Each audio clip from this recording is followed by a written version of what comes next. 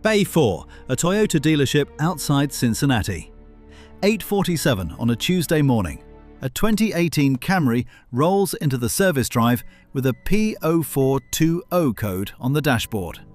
The Master Diagnostic Technician, 51 years old, 8 ASE certifications stitched onto a patch above his right pocket, 27 years on the floor, reads the code, smokes the EVAP system, runs the catalyst efficiency monitor and finds the drop on a downstream oxygen sensor that is reading lazy at idle. 20 minutes. The fix is a known TSB. The Mitchell 1 Pro Demand Labor Guide pays him 0.4 hours of flat rate on the diagnostic, plus the parts and install rate on the sensor.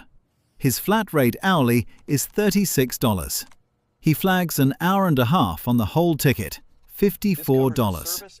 The dealership bills the customer 3 labor hours at $185 an hour, $555 plus parts. The customer pays for 3 hours of expertise. The technician gets paid for 20 minutes of it. The master is the most expensive employee in the building and the cheapest cost the building has. This is the paradox at the top of the ladder. Walk the ladder backwards and the ladder shows you what it actually is. Bay 1. The Driveway. A Cleveland suburb. Fall of 2005. You are 16 years old. A 1998 Honda Civic with 178,000 miles on the odometer will not start in the cold.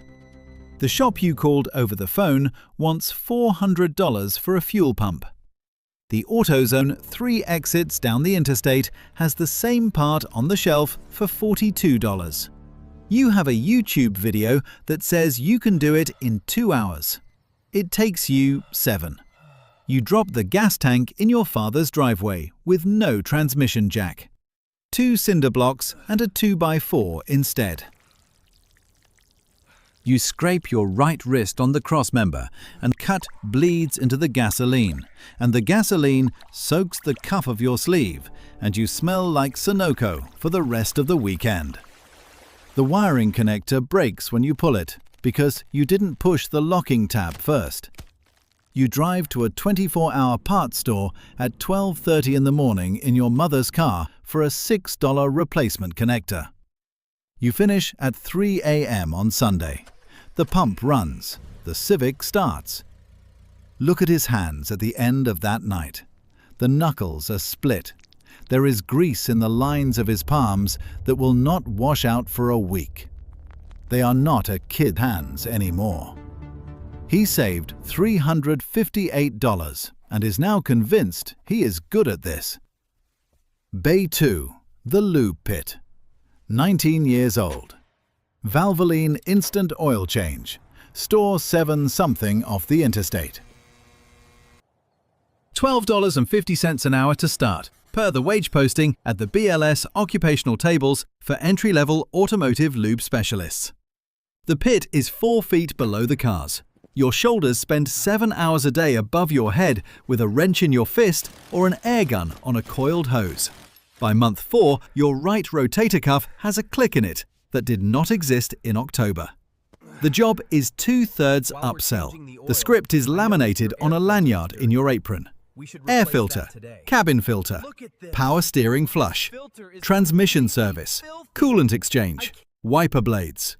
The customer in the white minivan with 2 car seats says no to all 6. The shift manager pulls you aside before the next vehicle pulls in and asks you why you let it go. You let one go.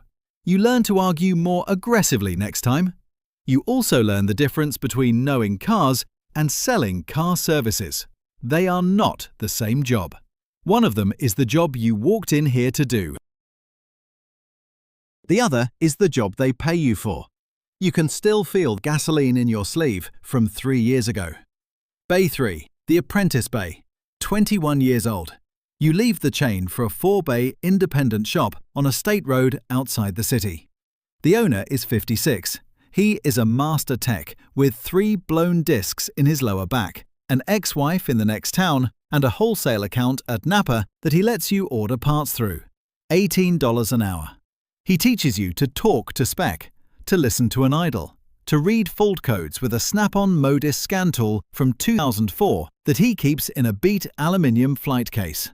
The tool truck comes Friday. You buy your first 100-piece socket set on financing.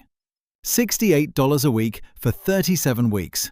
Watch the gauges, he tells you, when you run your first leak-down test on a tired 4-cylinder. The number is the number. Don't argue with the number. The number is the only honest thing in this room. You also learn what the shop does not do. The shop does not do warranty work. Too cheap, too political. The shop does not do hybrids. The OEM certification path is paywalled. And the high-voltage gloves alone are $500 a pair, replaced annually. The shop does not do manufacturer recalls. The shop does general repair on the cars the dealer turned away. You think this is freedom. It is also a ceiling. He doesn't say it out loud. He doesn't have to. The patches on his sleeves don't include the hybrid endorsement that the Toyota across the city is hiring for. No subscribe pitch on this one. Either this is the kind of ladder you came here to read, or it isn't. The button is in the usual place. Back to the bays. Bay 4, the flat rate floor. 24 years old. You take an offer from a Toyota dealership outside the city. The base hourly wage is gone. The contract is flat rate. The labour guide is Mitchell 1 Pro Demand. The book says 1.5 hours to replace a starter on a 4-cylinder Camry. You do it in 38 minutes. You get paid 1.5 hours of flat rate, $46 on a $26 an hour rate. That part is the brochure they show you in the interview. The other part is warranty time. A 2014 Tacoma comes in for a technical service bulletin on a transmission valve body. The customer pays $0. Toyota Motor North America pays the dealer at a warranty rate, and the dealer pays you a percentage of the warranty book. 0.4 hours of flat rate to drop a Tacoma transfer case for inspection. 90 minutes of actual work. $16 of pay. You eat it because the alternative is no warranty work at all, and the alternative is no job at all. You eat it again on a comeback. A brake job comes back at 3,000 miles with a pulsation in the pedal. You diagnose a warped rotor that was within specification when you turned it on the bench. The service writer charges the customer nothing, the book pays you nothing, you did the work twice and you got paid once. 8 ASE exams to make Master Auto Technician. A1 through A8, engine repair, automatic transmission, manual drivetrain, suspension and steering, brakes, electrical, heating and air, engine performance. $43 per exam in 2011, more now. 8 Saturdays a year in a testing centre to keep the patch on your sleeve current at the recertification cycle. The receipts exist. You file them in a manila folder at home and you write them off on Schedule C if you bother to itemize. Snap-on, Friday afternoon. Mac Tools, Wednesday morning. Matco, alternating weeks. The toolbox sits at $53,000 financed by year 3, $87,000 by year 5. The scan tool, a snap-on Verus, adds $12,000. The bidirectional control unit for hybrid diagnostics, another $7,000. The transmission jack, $2,400. You sign every contract on the side of the truck. I have spent enough afternoons in service writers' offices watching a master tech argue about a 0.2-hour split on a no-start diagnostic to know the dispute is not about the 0.2. The dispute is about whether the operator sees you as the person doing the work or as the cost line that performs the work. The apparatus answers without speaking. Bay 5. The Master Diagnostic Bay. 32 years old. ASE Master with Section 609 refrigerant certification from the EPA, Clean Air Act 1990 amendments, plus hybrid endorsement from the Toyota TIS portal, plus an extra factory certification in collision-related electronics. The work is no longer turning wrenches. The work is reading code on a CAN bus, smoking E-Wave lines, sweeping for parasitic drawers with an inductive amp clamp at 3 a.m. when the dealership is closed and the building is finally quiet enough to hear a relay click. The 2017 Prius with an intermittent POA 8.0. The 2019 RAV4 Hybrid with a battery pack cell drift the customer cannot reproduce on the test drive. The 2018 Highlander with a body control module relay that latches on the 7th cold start of the morning, and only the 7th. You diagnose what other technicians on the floor flag as no fault found and send back through the service drive a third time. The dealer bills your labor at $185 an hour. Your flat rate is $36. The shop's margin on your hour is roughly 5-to-1 before you account for parts markup.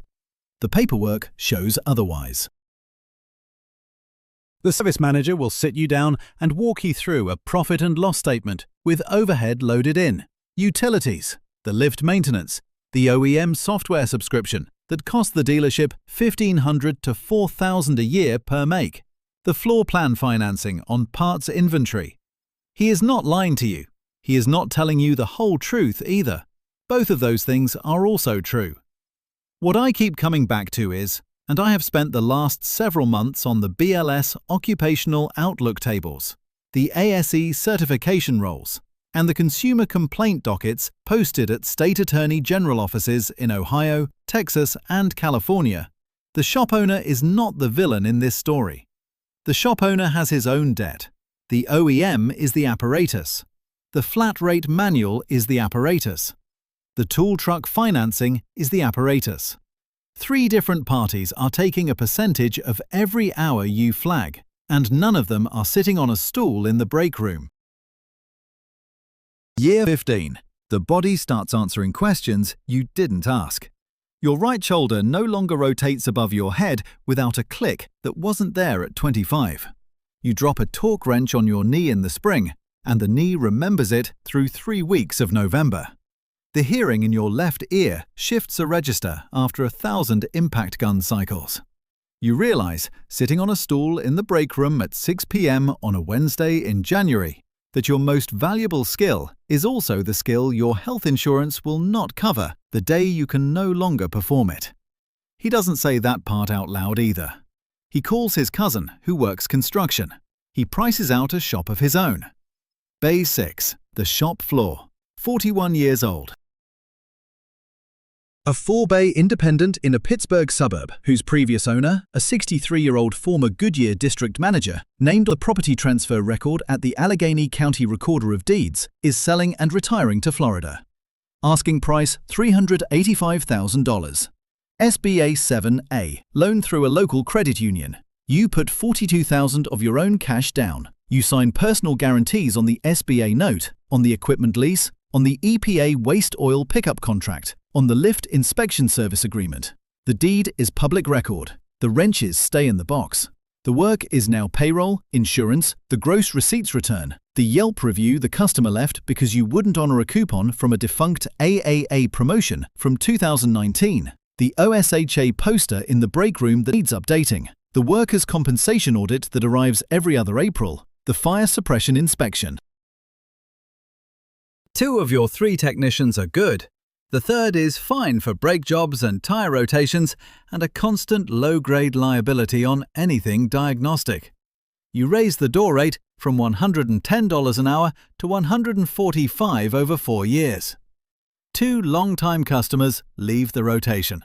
6 new ones arrive, courtesy, in part, of the Massachusetts Right to Repair model, where the November 2020 ballot question passed at 75%. And pushed the broader, independent shop world to invest in their own scan tool subscriptions and OEM data access. Your customers started arriving with documentation the dealer told them they couldn't have. A 2022 Ford Bronco rolls in with a TPMS sensor mismatch issue. The dealer wanted $480 to diagnose. You scan it for $125. The customer almost hugs you in the lot. The hug is also a contract.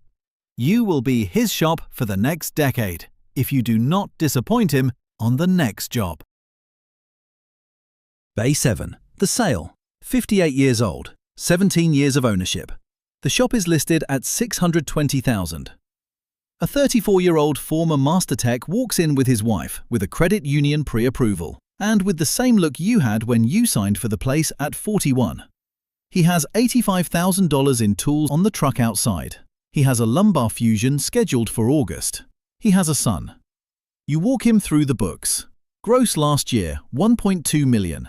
Net after debt service, payroll, parts cost, rent, insurance, the EPA, the Labour Guide subscription, the marketing contract, the new lift you had to put in 2 summers ago, the OEM software licenses, $310,000.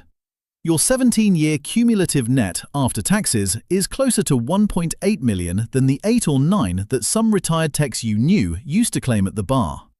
He asks the question you knew he would ask. He asks why you are selling.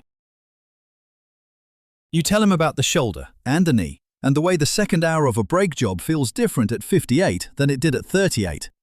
You do not tell him about the morning 18 months ago when you stood in Bay 2 of your own shop holding a torque wrench in your right hand and could not remember for somewhere between 4 and 6 seconds whether you were about to torque a lug nut or loosen one. You do not tell him that you walked outside and sat in your truck for 10 minutes until your hands stopped shaking. He will find out which things he is not being told, most of them, eventually. You sell. You pay off the SBA note out of the closing. You sign the equipment lease over.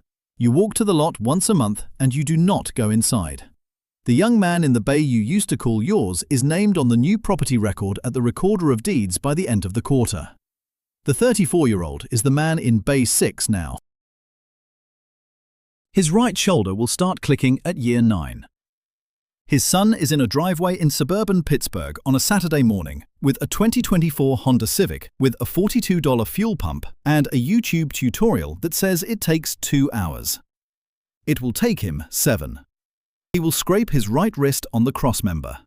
The cut will bleed into the gas.